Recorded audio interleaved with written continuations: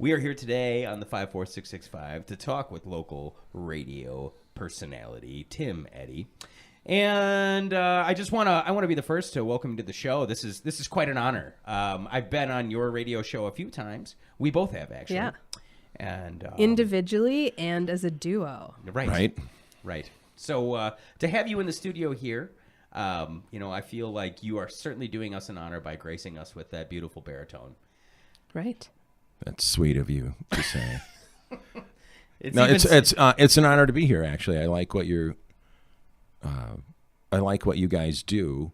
Also, I like this podcast you're doing. So, like by what you do, I mean the good things you're doing in the community, and I like that there's a podcast.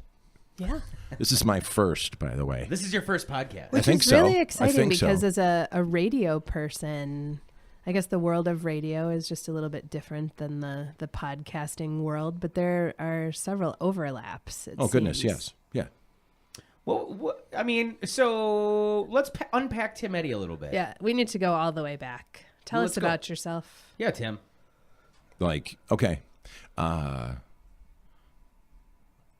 Farm kid, mostly. My parents, they grew up north of Sparta, off County Road B, north of Sparta, is where I grew up. My dad met my mom on the school bus. They were together for a long time. My mom recently passed last year, but they were married for 60 years. We, for the most part, settled back in Sparta, but when I was a youngster, my dad kind of had work wanderlust, and we moved like 10 times by the time I was 11. Wow. I think that was kind of a formative thing for me, personality-wise. Absolutely. And, like a different school each year. Mm-hmm. But then we settled in Sparta, and, we grew up on a farm. My family raised beef cattle. They both had jobs off the farm. We had beef cattle and pigs and chickens and Herefords, by the way. Nice. Mm-hmm. So now when you'll see a field with Herefords in it, I'm like, oh. Seriously, if I were to do it again, that would be the breed of cattle that I would do. Yeah. My uncle had Angus cattle, and there was a noted difference between the two. The Herefords were much gentler animals to be around. Yeah. Somewhat less dangerous. Ended up going to college at the University of Wisconsin-Stevens Point. Left there in 1981 to work at Z104 in Madison. My favorite radio station as a young person. Really? Yeah. You betcha. Was it Johnny Danger? Was he the Z104? Johnny Danger. Yeah, in the much 80s, after me. That was much like after the me. only spot to... And I'd started in radio in Sparta. We had one of those career days in high school, and I was, you'd go and talk to people about what you wanted to do. And my plan was to go to Trans-American School of Broadcasting in Minneapolis. And I went to talk to John D. Rice at WCOW in Sparta, and he goes, "Oh, don't do that." He goes, you can learn more working for me than you can going there. And he gave me a job. And while I was in high school doing stuff like running the board for Bucks games and things like that, it was great. Sure. It was great. Yeah. And then got, he called our house. I still remember my mom's like, "John D. Rice is on the phone for you." And he offered me a full-time job to work on the radio in Sparta when I was 17. And in that summer prior to going to college. Mm-hmm. And then I went to Point and got a job at the commercial station in Point, WSPT, and 10Q Country. It was a daytime only country station in Stevens Point that I did afternoons on while I was in college, and then moved to Madison to work at Z104 for a fellow named Jonathan Little, who is a radio industry legend. He's he programmed and was part of building the original WISM in one of the first top 40 radio stations in the country in Madison, and later went over to the big FM side of the dial to do Z104 in the, I guess that would have been about 1981. And that's when I went there. Yeah, cool. So that's how I ended up in Madison, and then found my way through as I looked at an assessment of my likely broadcast career path. As I looked at it, there were the people that were doing well on the programming side in radio, and then there were all those people that I saw as, this is my term, but radio casualties, because it's a tough business. It's a little like show business. If you're not the morning DJ at WGN, you're probably not paid very well.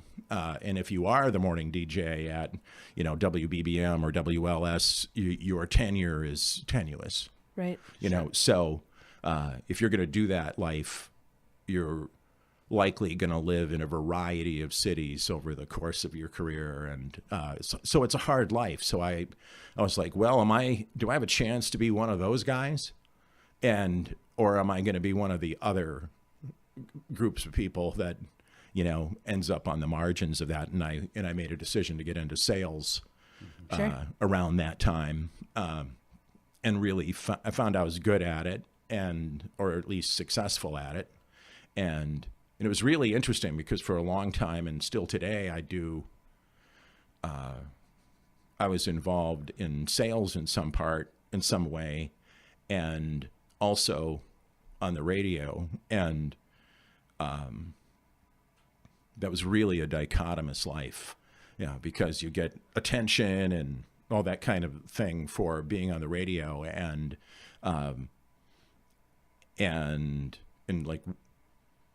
the sales part was not so much about being liked, although it still is. People buy from people that like that they like to do business with. Of course. But it's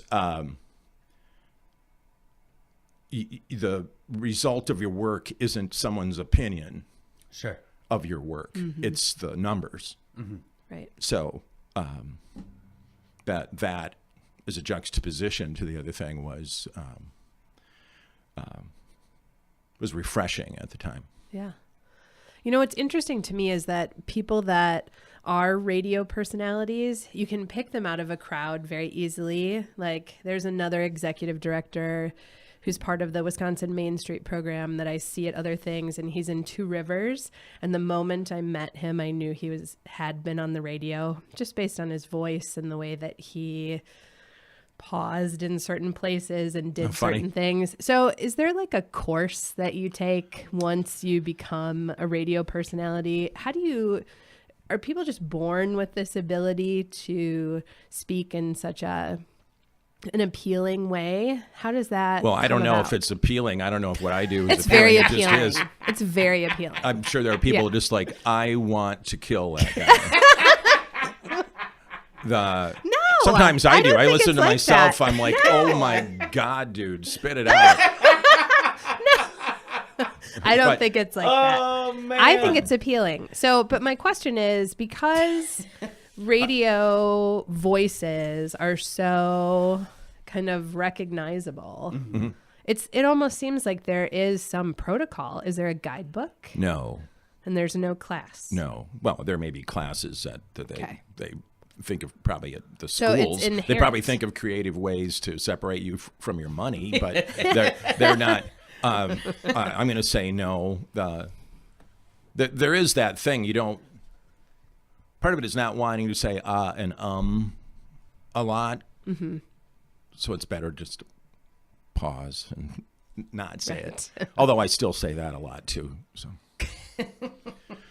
It's actually, I think it's my natural speech pattern. Sure. So that's how I talk all the time. It's how I talked before I was in radio, because I guess I'm careful about what I say. I want what I say to be what I actually mean. Yeah, that's nice. And so That's good. I could learn from that. Yeah. I have to say, though, that like the uniquity of how you say and what you are saying does create memorable moments for the listener. And I think in that speech pattern somewhere, the point in case, I was in the Canadian wilderness with a good buddy of mine, and we were on a canoe trip, and we were about 5-6 days in. And both he and I finished this really long, strenuous carry of all of our canoes and our gear, and it started to rain. And my friend looks at me and says, "Yep. Really rainy that day." Which was a direct quote from a Tim Eddy radio show where you had played some music that you were on a rain theme, apparently, at that point in time. And we just both happened to be listening in our vehicles and separate locations. But that one comment, I knew as soon as he said it, "Yep, really rainy that day." It was one of those things that just had us in stitches because it took us right back to that time and place.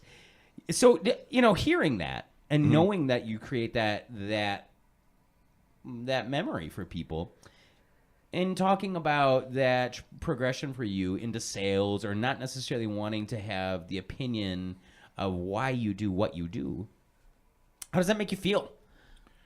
Well, I guess it's good. By the way, back to the songs. Like, have you noticed there are some songs that are windy and there are some songs that are rainy? I just find that, like, I think that's a fascinating thing. You'll be playing a song and then it'll be like, shh. Steve Miller. Is this? Yeah, it's like, yeah, that's probably the, it's like,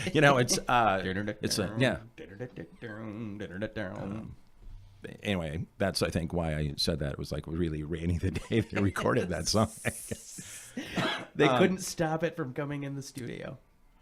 So I guess the universality of radio, and, sometimes by accident, if you say enough stuff, you're going to say something that catches someone as funny. That's at my some plan. Point, even if it's just to laugh at you. Yeah. Yeah. I think that's always the fine line, in the entertainment industry. Are they laughing at you, or are they laughing with you? Do you feel like when yeah, exactly. When you fire it up in the morning and you're doing your show, are there things that you walk in knowing are going to be intentionally funny, or is it all off the cuff? This is me. This is what you get. It's almost entirely off the cuff. I would say that occasionally I'll come in and there'll be something that's in my head about something I've observed in the world, whether it's, the Bermuda Triangle of rodent death just north of Viroqua, where every skunk apparently goes to die on the Oofdebaan. There's a little spot there where, like, they should put up signs for the poor animals. It's like, and the time is coming. It's something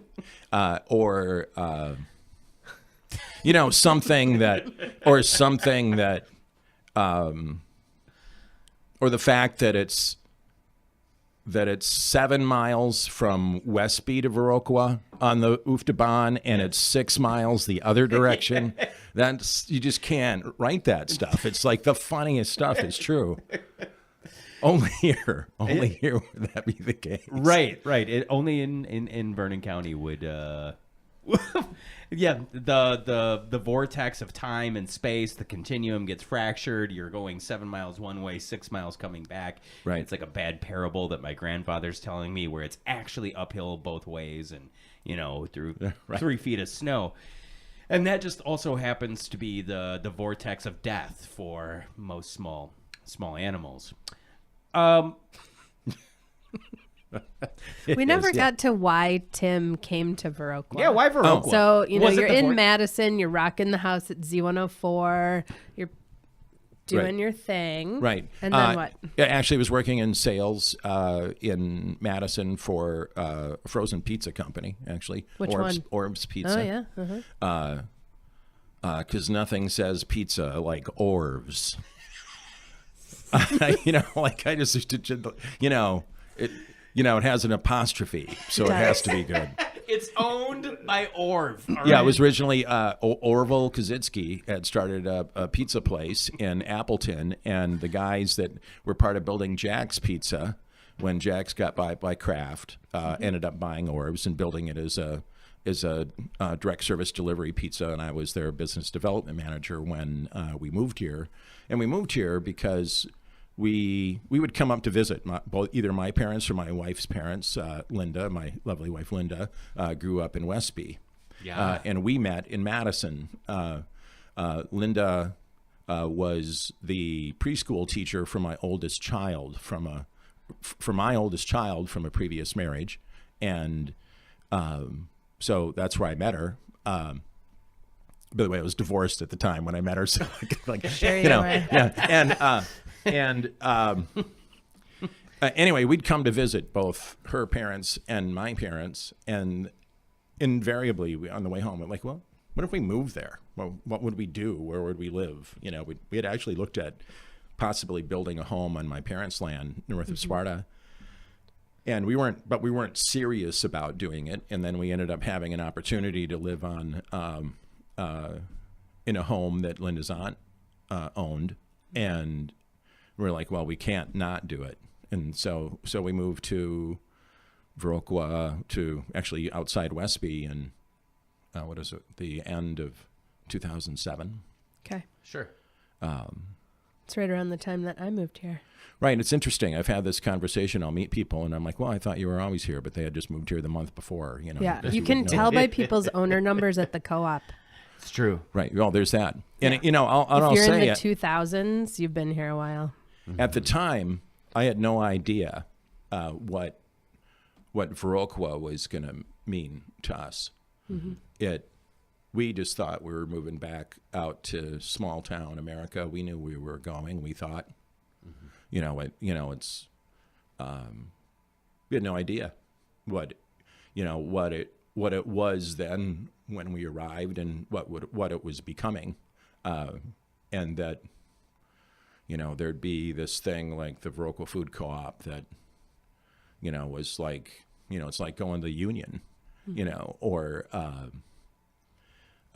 what the music scene was going to be here, what the food scene was going to be here. That all the other wonders of our area, the caviar and all that. We thought, oh, it'll be good to be back out in the country. There's a surprising amount of culture. I mean, I think that's for people that I see come back, they're always a little bit overwhelmed when they get into it. And I think there's like a 6-month grace period that I always try and give people at least 6 months to create their own Viroqua. That's kind of that's a rule in our house. When we get new employees or people who come into town, of course, be cordial, warmly greet them, make them feel welcome. But before really trying to, color the vision of the community with them, let them. It's a unique place like that. Right. They're gonna fall in love with it. They're gonna resent it at some point.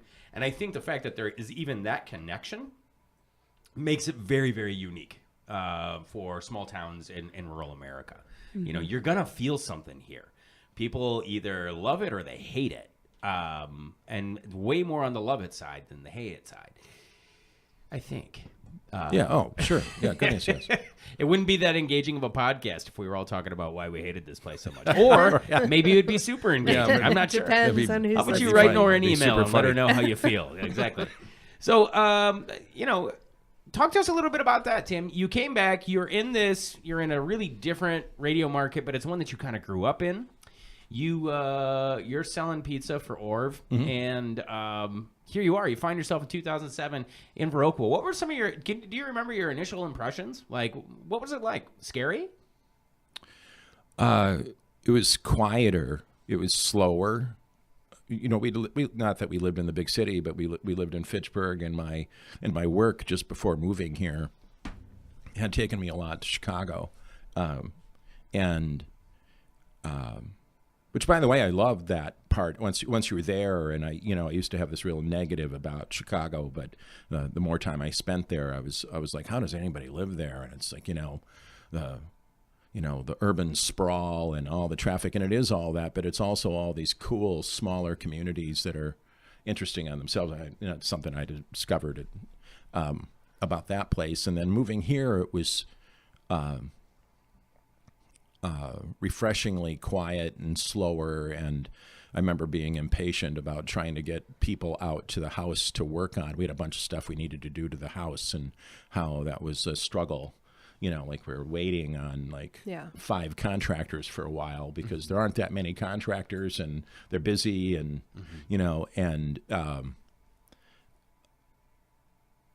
and so we kind of eased into it. And then I found when I was away for work, because I was still working for Orb's Pizza, I was actually kind of reassigned to try to get our product in Minneapolis. And I was just spitting mad to be away from home. I talked to Linda on the phone, and she goes, "Yeah, there's 3 deer out the picture window." And I'd be like, "Yeah, I'm in the,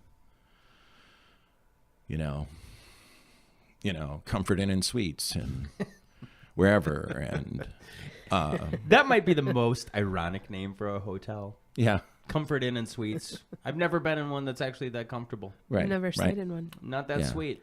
Yeah. So I ended up getting an opportunity to work at the radio stations, and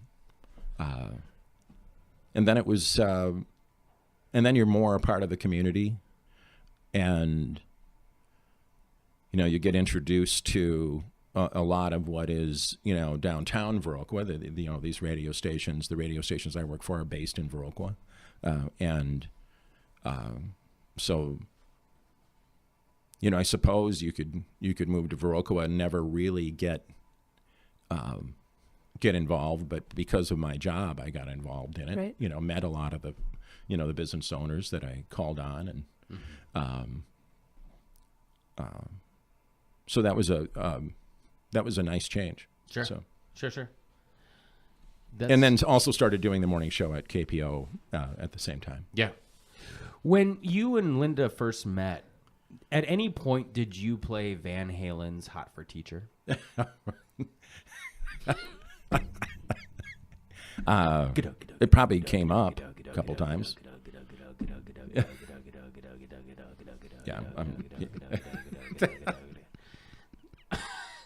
That's one of my favorite lines in all of rock and roll, that beginning to "Hot for Teacher." Yeah.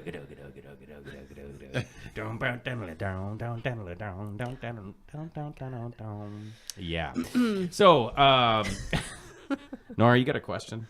I have so many different questions, but it's really hard to follow something like that. Yeah. Did you have a follow-up to that? I'm just wondering, general curiosity. Figured listeners might, I think one of the things that's fun about a Tim Eddy morning show is usually the music choices are inspired. And you can kind of tell where Tim's at in the course of his day, in the course of his week, in the course of his concert goings. Yeah, sort of. But then Tim also lets the guests pick some of the music. So it's I think not he lets always... you. No, he lets other people. Yeah. Okay. I know I picked an Elliott Smith song once for you, because I knew that you really liked Elliott Smith, and we were still kind of warming up on each other as far as friendships. Yeah, that was sweet. Yeah, thanks. That was. It's your love language. Yep, there's just so much kindness. So, based on all the people that you're meeting who own businesses and are doing different things in Viroqua, because your show is so generous and you allow people to come in and talk about what's happening or different events that they're having or whatever, tell us a little bit about how people can be fortunate enough to be featured on your show. And then also, because there is an element of advertising sales, and because this is a show that does speak to entrepreneurs, tell us a little bit about advertising and the reach of the advertising. What are some ways that your show advocates for business? What can people do to be part of that picture? Well, first I would say that one of the reasons that I continue to be on the radio is because it's a place for me to tout the good work that other people do in the community. Yeah. So and this isn't necessarily business directed, but it can be, because, well, first, if somebody's doing something good in the community, it's so easy to talk about it on the radio. Right. I mean, because I've attempted to do good things myself in the community, and that's a lot harder to take that ball and run with it than it is to be a cheerleader for it. And I guess I really, if I ever quit doing it, I'll miss being there to be a cheerleader for things, for those efforts, and wherever they are, whether that's the run walk in Chaseburg, or the flood relief concert, or the food pantry being open in for Kickapoo area residents, or whatever the event, the effort is. It's nice to be there, to be someone that where that message can get out, whether it's me reading a public service announcement, or somebody involved with the event coming in to talk on the radio. But it also is true for businesses. If you're a new business in the area, just generally the door is open. Come on in and say hi, and it doesn't have to be long. It probably shouldn't be long, but come in and say what you're doing. Say hi, and we'll play a couple songs, and because again, that's easy for us. Yeah. And I guess, and then, especially if it's a special event for your business, it's the 20th anniversary of Buzzy's Furniture, or 40th, or whatever it is, right.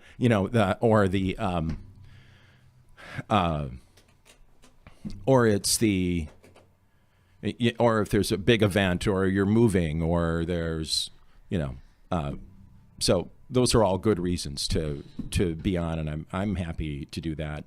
And as it relates to doing effective advertising on the radio, that's a long discussion, but I guess what I would say about our radio stations, or KPO in general, or specifically, is that KPO happens to be a local radio station that's not a country radio station. And I love country music.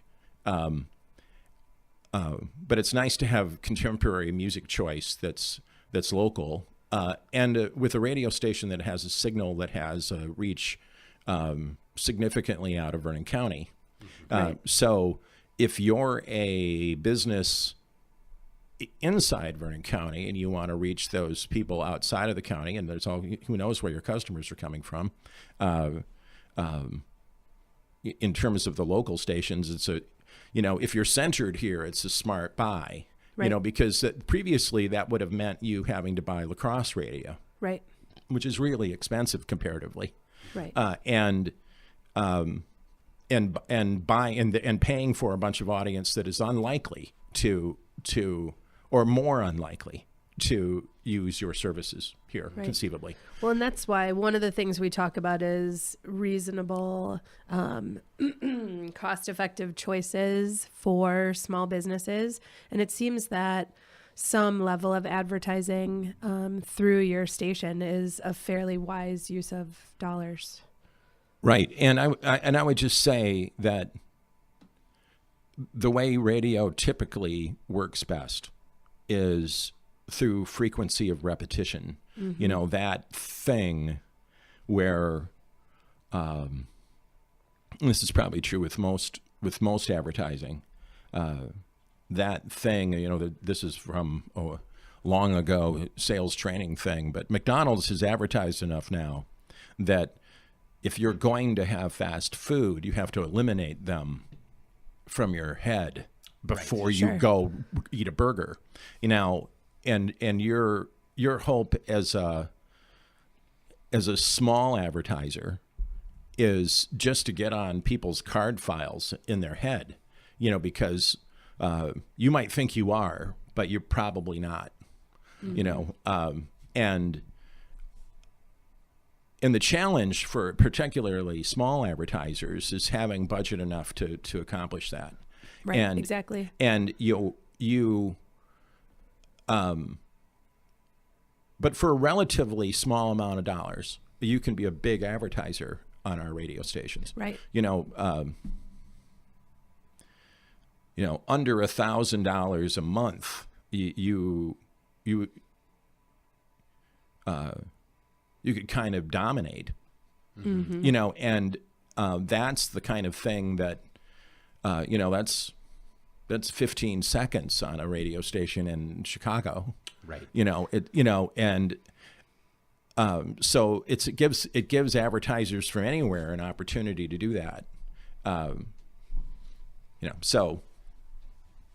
And a relatively small budget, in a couple, over a couple week period, you're having an event, and you can spend a couple $100, and people that listen to our radio station will know about it. Because one of the first things they say in that advertising, that school of advertising, is that it's a marathon, not a sprint, and pick the audience that you want to talk to and can afford to talk to, and keep talking to them, and.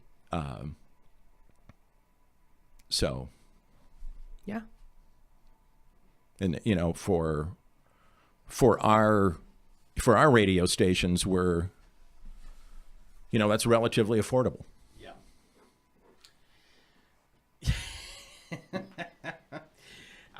So I know I'm trying to do this. I'm trying to do this as we're thinking about it. Nora's watching me over here, counting on my fingers for people at home.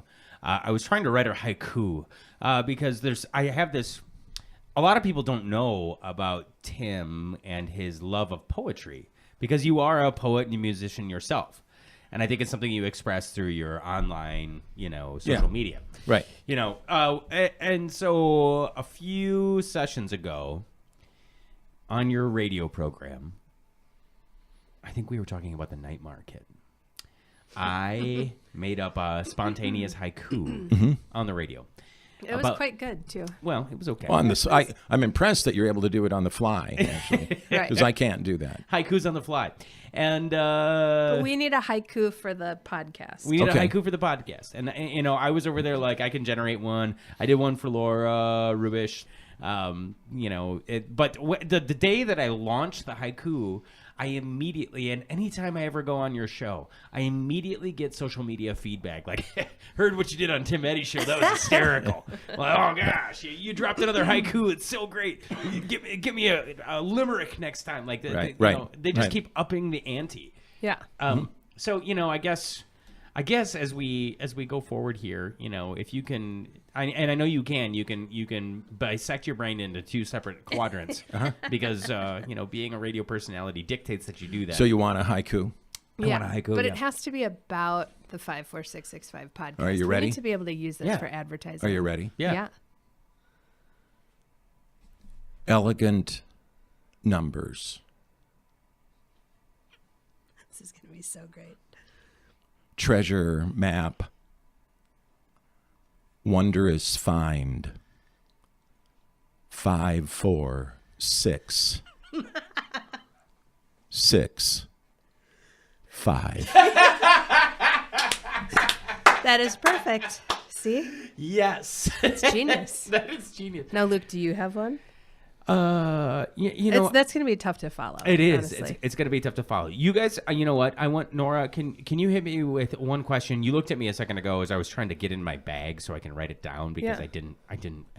No, it's come fine. with one. Get in your bag. Yeah. Okay, thanks. So, drop another question, please. Okay, cover me.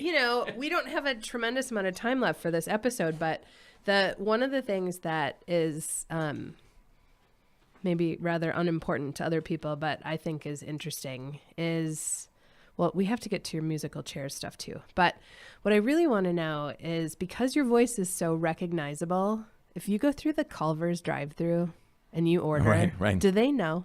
There are times where at my other job where I'm on the phone calling, and they're like, "Are you the guy?" It's yeah, awesome. but they hired me out. Among the funnier such things is I was at VMH working out back when I used to work out, and those little boards where you stretch out your calves, like on the wall. Those were there, and there was a woman. There were a few sets of them, and there was a woman kind of on the middle one, and I was walking up by her, and I didn't want to startle her, so I was like, pardon me.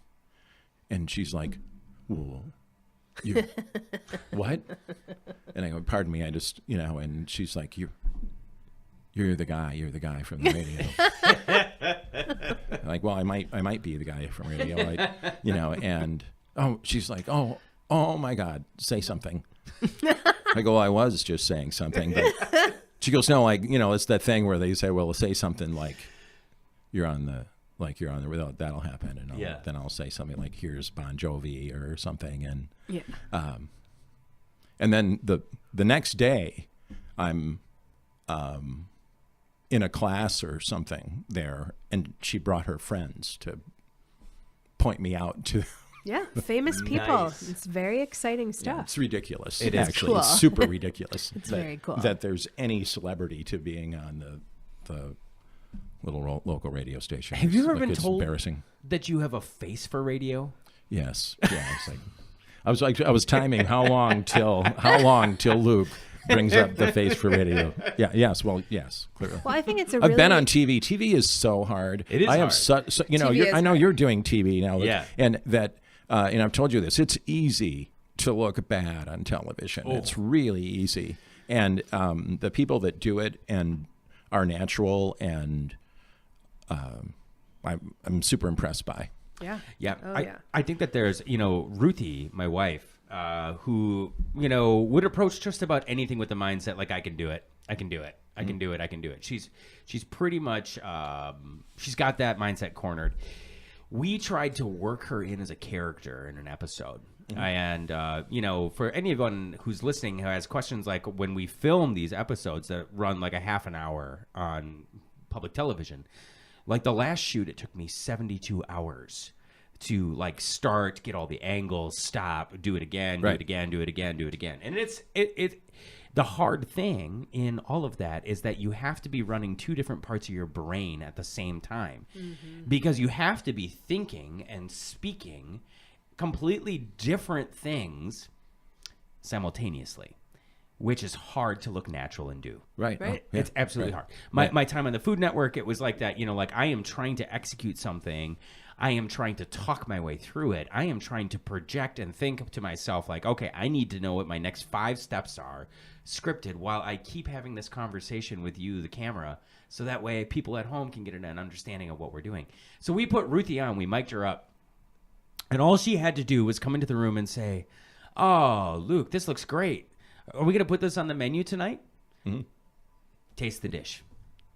It took us literally 20 takes, and then we couldn't use any of them.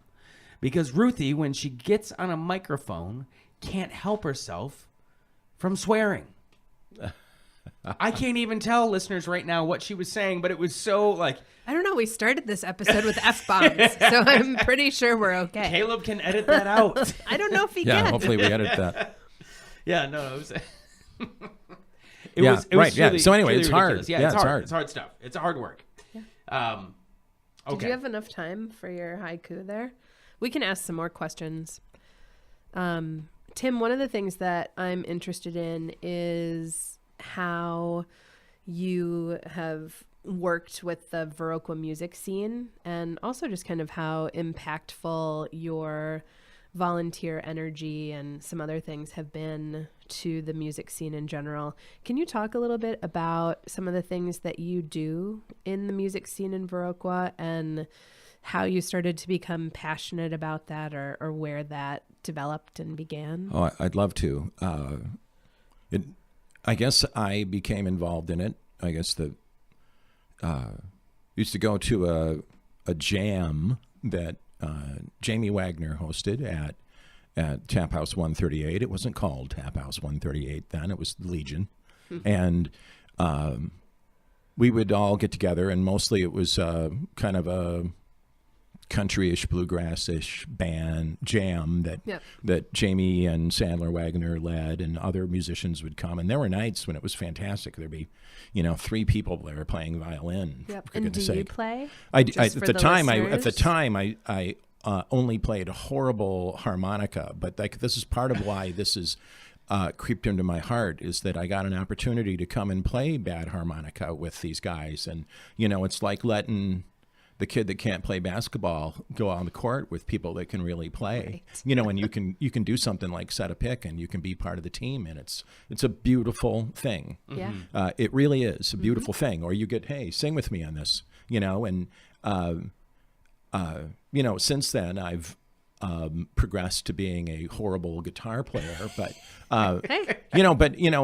so part of the reason I do the other things I do with music is because musicians, particularly those guys, Sean Neary and those guys were, at one point were there, and I was then beginning to write songs, and the rest of the guys went outside to check tires or smoke a cigarette or something, and just me and Sean up there, and Sean goes, well, Tim, I guess I'm your guitar player. I mean, that's the kind of thing, and, they're like, oh my goodness, So like, well, I have this thing, and we, attempted to sing it, and, so that's what inspired me. And also I was sitting there, and people would be playing songs, and I'm like, what song is that? They go, oh, it's one of mine. I'm like, really? That's really good. Other people should hear that. I thought it was a John Prine song, and that happened a lot. And then actually at a chamber event that Luke might have been running the auction for, the ARC was giving away the use of their space. Yes. Oh, yeah. Or giving away, auctioning the use of their space, and I got it for $100. And that was the first musical chairs event. And so what I ended up doing is inviting all these people who I knew to have original Driftless material, and we had a great night at, it was 2 flights of 5 people on stage singing their songs. Yeah. And that thing where a songwriter has an opportunity to share a song in an intimate space where the only thing between them is that connection that is possible through music is what I chase. And it's hard. And it's a challenge to get people to come to see artists they don't know. That's the cross I bear. If I ever quit doing it, it'll be because, because Chris Delmhorst came here and 50 people showed up for the show, and there should have been 500. Right. But I can't put into words why you should go be present to hear Chris Delmhorst sing, or Humbird or Sarah Voss, but I'm here to help them, I guess, to earn their audience, because at some point, now when Dead Horses comes through, and the rewards are there because, the last time Dead Horses had an album they released, they called me and they wanted to do a show in the Driftless, and they wanted to do it with me, and they could have went other places, but they said, well, we'd rather sell out the ARC twice than go to a bigger place. And that's a really good example of, that's an artist that's, I didn't have to sell that one. Yeah.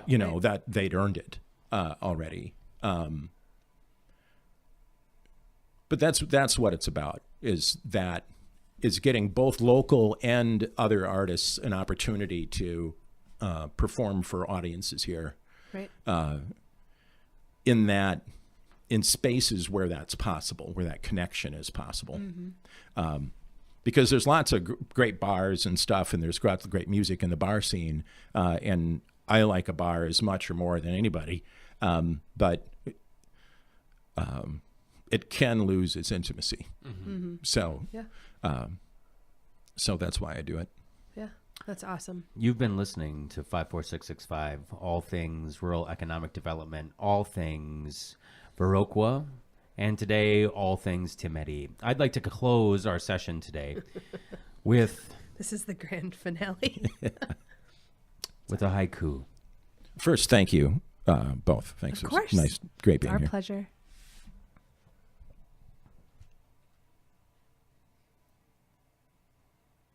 Impactful. Voice sounds.